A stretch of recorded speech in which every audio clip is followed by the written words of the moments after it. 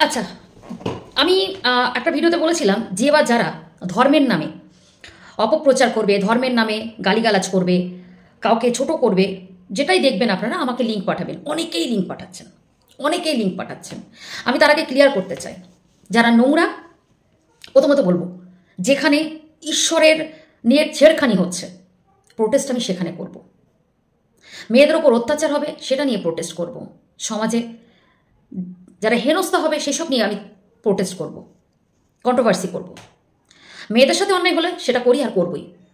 তাই যেটা করবো না সেটা আমি আপনাদের ক্লিয়ার করে যাচ্ছি। আপনারা লিঙ্ক পাঠাচ্ছেন, আমি খুব আপনাদের কাছে ধন্যবাদ জানাচ্ছি আপনাদেরকে, যে আমি সত্যি খুব খুশি যে আপনারা আমাকে এত ভালোবাসেন এবং চাইছেন যে আমি এগুলো করি। অবশ্যই, কিন্তু আমি দুই একটা ভিডিওতে গিয়ে দেখলাম যে এদের লেভেল, এদের জায়গাটা তে আমি আমি আর নিয়ে যেতে পারবো না নিজেকে। কারণ আমি 4 বছর ধরে এই প্ল্যাটফর্মে রয়েছি। একটা টাইমে যারা আমার প্রিভিয়াস ভিডিওতে ছিল বা যারা ছিল, যেখান থেকে দাঁড়িয়ে আমার ফেসবুকে 56-57 হাজার ফলোয়ার রয়েছে, তারাও জানে যে একটা টাইমে এমন একটা কন্ট্রোভার্সির জন্য আমি জড়িয়ে গেছিলাম। খুব নোংরা, খুব নোংরা। আমি পুরোটাই ডিপ্রেশনে চলে যাই। একটা টাইমে আমি পুরো ডিপ্রেশনে চলে যাই। কারণটা জানেন কেন? কারণ আমি যে ফ্যামিলি থেকে বিলং করেছি, যে বাবা মায়ের কোল থেকে আমরা বড় হয়েছি, যে সারাউন্ডিংস আমরা মানুষ হয়েছি, সেখানে এই সব মহিলাদের আনাগোনা তো ছিলই না। তাদের ত্রিসীমানায় কোনোদিনই দেখিনি। এবং যতদিন বড় হয়েছি, বিফোর ম্যারেড, আমি এরকম মহিলাদের সাথে আমার কোনোদিন অ্যাক্সিডেন্টলি দেখাও হয়নি। বোঝাতে পেরেছি? হঠাৎ বিয়ের পরে এইসব, আফটার ম্যারেড এইসব মহিলার ফেসও করতে হয়নি। দেখেছি অনেক রকমের ঝগড়াঝাটি, অন্যায় অনেক কিছু হয়েছে, কিন্তু এইরকম মহিলার সাথে আমার কোনোদিন কন্ট্যাক্ট হয়নি। কিন্তু হয়েছে যখন, তখন আমি না টোটালি শকড যে হচ্ছেটা কি।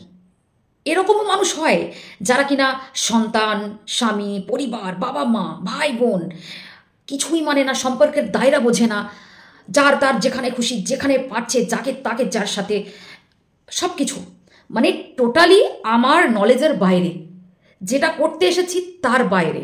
আমি তো শকড হবই, কারণ সেই পারিপার্শ্বিক জায়গা থেকে না উঠে এসেছি, না যেখানে রয়েছি সেখানেও নেই।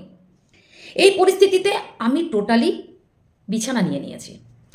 তারপরে অনেক কিছু আমার মধ্যে, সত্যি কথা বলতে, পরিবর্তন, আপনারা বলুন পরিবর্তন এসেছে। পরিবর্তন কীরকম পরিবর্তন?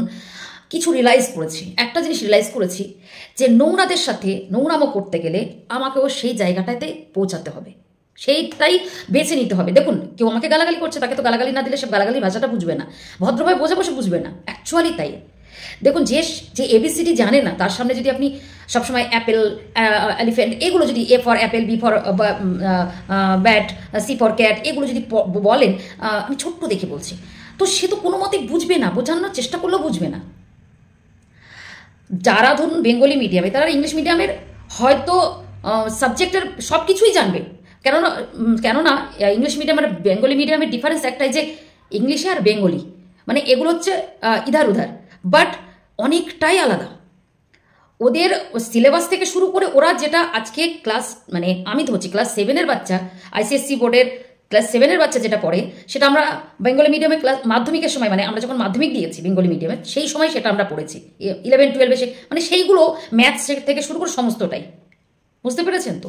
এখন ব্যাপারটা আমি এটাই বোঝাতে চাইছি, যে আসল মুদ্রা কথা হচ্ছে, তো একটা জিনিস আমি রিয়েলাইজ করলাম, যে যাদের কোনো রকমের ধারণা নেই, সেই ধারণাটাকে যদি আমি নতুন করে তৈরি করতে যাই, তাহলে আমার বোকামি হবে, আমি বোঝাতে পারবো না।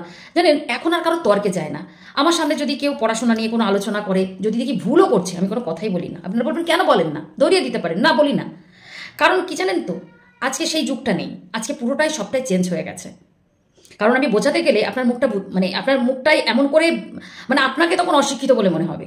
আপনার এখন এমনই হয়েছে, এখন কিছু মানুষ বর্বর, কিছু অশিক্ষিত মানুষ এমন হয়ে গেছে, যাদেরকে আপনি বোঝাতে গেলে আপনি নিজেই বর্বর হয়ে যাবেন, নিজেই অশিক্ষিত হয়ে যাবেন। সবার শেষে যেটা আমি বলতে চাইছি একটাই কথা, যে আমি নোংরা ঘাটবো না, নর্দমায় হাত দেব না। যেরকম সত্যি কথা বলতে কি, যদি নর্দমায় আমি হাত দিই, আমি এমনই একটা মানুষ, এমনি আমি সত্যি কথা বলতে কি, আমি হয়তো খেতেই পারবো না। আমি যদি সত্যি পটিতে হাত দিই, আমি কোনোদিন, সত্যি আপনারা ক্ষমা করবেন, আমি কোনোদিন টয়লেট পরিষ্কার করিনি, কোনোদিনই করিনি, করতে হয়নি। এবার আপনি বলো তো কেন করে, অনেকের অনেক রকম পিছনে। দেখুন, আমার ঘেন্না আমার কাছে, তো সত্যি কথা বলতে কি আমি নোংরা মানুষ থেকে 10 হাত দূরে থাকতে চাই, কারণ তাদের মানসিকতা, তাদের মেন্টালিটি থেকে আমার মেন্টালিটি অনেকটাই অন্যরকম। কারণ তারা তারা কোনো রকম কোনো কিছু বিবেচনা করে না। তারা মানে যেটা মুখ থেকে যেটা বেরোয়, মানে তাদেরকে দেখলে বোঝা যায় তারা কোন সারাউন্ডিংস থেকে মানে উঠে এসেছে। আর আপনার কি মনে হয়, খুচরো কয়েন সবসময় আওয়াজ বেশি করে, নোট কিন্তু করে না। আর কত এক্সাম্পল দেব। তাই জন্যে যে বা যারা আমাকে পাঠাচ্ছেন, যদি ধর্মবিরুদ্ধ কোনো কথা হয় অবশ্যই আমি কথা বলবো, কিন্তু কেউ কাউকে কোনো নোংরা ভাষায় গালাগালি করছে, কি করছে কি না করছে, সেটা নিয়ে আমি ভেতরে ঢুকবো না, ঢুকতে চাইও না। কারণ আমি এই সব মানুষদের থেকে 10 হাত দূরে থাকতে চাই। কারণ এদের অকাত যতটা তার থেকে লাফাই বেশি, এদের যতটুকু নলেজ তার থেকে মানে শোনাই বেশি, এদের যতটা এখতিয়ার তাদের দেখাই বেশি। মানে এদের আমি সবটাই দেখে নিয়েছি। এদের শিক্ষাগত থেকে উদ্দিগত, মানে উদ্দিগত যাই হোক, উদ্দিগত যাই হোক, এ টু জেড আমার নলেজের মধ্যে চলে এসেছে। সুতরাং আমার মনে হয় না যে ওদের সাথে আমার মুখ লাগানোটা কোনো দরকার আছে। আমি করতেও চাই না। আমি যেখানে অন্যায় দেবো প্রোটেস্ট করব, কিন্তু কেউ কারোর সাথে ক্যাচাল করছে, নোংরামো করছে, আমি সেই নোংরামিতে সামিল হতে চাই না। ঈশ্বর বিরুদ্ধে কেউ কথা বলছে, আমি প্রোটেস্ট করব। মেয়েদের কেউ অসম্মান করছে, কোনো ছেলে কোনো, এই যে যেগুলো ঘটছে সেগুলো নিয়ে প্রোটেস্ট করব। কিন্তু এই নোংরা মানসিকতার মানুষগুলোর সাথে আমি লড়তে চাই না। কারণ আমি তাদেরকে আমার সম জায়গায়, মানে আমি আমার সমান ভাবি না। যুদ্ধ করলে যে কোনো কিছু না সমানে সমানে ভালো লাগে। আমার সেটা মনে হয়েছে, তাই আমি আপনাদের সাথে শেয়ার করলাম। দয়া করে আপনারা কেউ আমাকে প্রভোগ করবেন না, উত্তক্ত করবেন না। এ কি করছে, ও কি করছে, দেখুন দিদি, একে দিন ওকে দিন, একদম করবেন না। আপনাদেরকে একটা শিক্ষা দিয়ে যায়। আপনারা যদি কাউকে দেখতে পাচ্ছেন না, আপনারা ভাবছেন যে ও অন্যায় করছে, ও ভুল কথা বলছে, ও ভুল পথে যাচ্ছে, ওকে ছেড়ে দিন। কারণ গর্তটা সামনে ওর, আপনাদের না। ও যদি রং পথে যায় তাহলে তো ওই ফাঁসবে। সামনে গাড্ডা আছে, আপনি বারবার নিষেধ করতে যাস না যাস না যাস না, কি দরকার আছে? সে শুনবেও না। আপনারা দয়া করে তাদেরকে স্কিপ করে যান। আমি আপনাদের কাছে হাত জোর করে অনুরোধ করছি, আপনারা যদি সত্যি আপনাদের মধ্যে মানবিকতা থাকে, মনুষ্যত্ব থাকে, বা আপনাদের মনে হয় যদি সত্যি আপনার কোনো পরিবেশে বিলং করেন, আমি আপনাদের একটাই কথা, ছোট হয়ে হোক বড় হয়ে হোক, একটাই কথা বলতে চাই, দয়া করে এইসব মানুষের থেকে একটু দূরে থাকুন। কারণ এদের ভিডিও আপনারা সবার সামনে চালাতেও পারবেন না। দুঃখের বিষয় এটা, আপনারা এদের ভিডিও সব জায়গায় চালাতেও পারবেন না। দেখবেন আস্তে করে শুনতে হবে, হেডফোন শুনতে হবে, কি দরকার আছে? কারণ আপনার বাড়ির লোকে আপনার উপরে রেগে যাবে, আপনার বাড়ির লোক আপনার উপরে রেগে যাবে, কি দরকার আছে? নেই তো কোনো। সুতরাং এদের থেকে দূরে থাকুন, আর এদের ভিডিওগুলো স্কিপ করে যান। আপনার পোষাচ্ছে না, আপনি বুঝতে পারছেন যে ওর টেন্ডেন্সি এটাই, ওর ইন্টেনশন এটাই, ও খারাপ কিছু করে লোকের সামনে ভাইরাল হতে চায়, বা ও কিছু খারাপ, মানে একটা ভালো কাজ করে যদি এগিয়ে যেতে চায় তাকে সাপোর্ট করুন। যে খারাপ কিছু করে মানুষের গায়ে কালি মাখিয়ে নোংরা আলোচনা করে, মানে মানুষকে যেতে যেতে ঝগড়া করে, অসভ্যতামি করে, মুখের ভাষা খারাপ করে এগিয়ে যাওয়ার চেষ্টা করছে, কাউকে ভালো মানুষকে ভুল প্রমাণিত করে তাকে এগিয়ে যাওয়ার চেষ্টা করছে, আপনারা তো বুঝতে পারছেন তার ইন্টেনশনটা কি। সুতরাং তাকে স্কিপ করে যান। কেন তাকে এত মানে বারবারন্তর জায়গায় বা একটা জায়গায় ফেলবেন না। এদের জায়গাটা আপনারা বুঝিয়ে দিন যে এদের ব্যবহারটাই ওদের জীবনের কাল হয়ে দাঁড়িয়েছে। ব্যাস, আমি তো এটাই মনে করি। একদম তর্কে যাবেন না, একদম এদেরকে পাত্তাই দেওয়া বন্ধ করে দিন। বুঝতে পেরেছেন? যে বা যারা করছেন করুক, অসুবিধা নেই, আপনারা করবেন না। আপনারা তো নিজেদেরকে ভালো জায়গায় রেখেছেন, কেন খারাপটাকে দেখবেন না? কারণ আপনারা ওই যে বললাম, প্রত্যেক দিন একই কথা কেন বলতে হয় আপনাদের আমি বুঝি না। যে রাস্তায় দেখবেন খারাপ জিনিস আছে, যে রাস্তায় বিপদ আছে, সেটাতে আপনারা যান কি? যান না তো। ডেঞ্জার জোন যেখানে লেখা থাকে আপনি যান না তো, হ্যাঁ না?